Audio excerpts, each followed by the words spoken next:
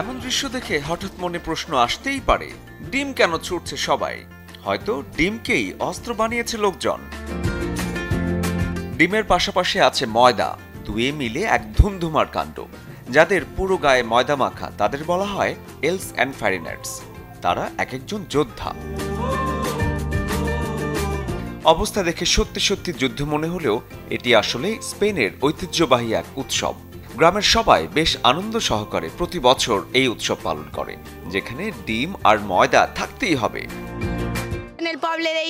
আমি বিরোধী দল থেকে এসেছি, তারা যা বলেছে আমি তার সাথে একমত নই। তারা একগুচ্ছ বোকার দল এবং তাদের সিদ্ধান্তগুলোর সাথে আমি একমত নই। স্পেনের এই অঞ্চলের মানুষরা গত 2 শতাব্দী ধরে এই রীতি পালন করে আসছে নির্দোষ দিবস উপলক্ষে। উৎসবটি বেশ মজার। দিনের শুরুটা হয় যোদ্ধাদের মেয়রের কার্যালয় দখলের মাধ্যমে। রূপক অর্থে অযৌক্তিক সব আইনের বিরুদ্ধে প্রতিবাদ হিসেবে ময়দা আর ডিমের বিস্ফোরণের এই মজার যুদ্ধ চলতেই থাকে সারা দিন জুড়ে। শহরের বাসিন্দারাও দারুণ সময় কাটায় এই উৎসবকে ঘিরে। দিন শেষে শহরের অবস্থা দেখে যুদ্ধের শহর মনে হলেও এটি আসলে ডিম আর মানুষের গল্প।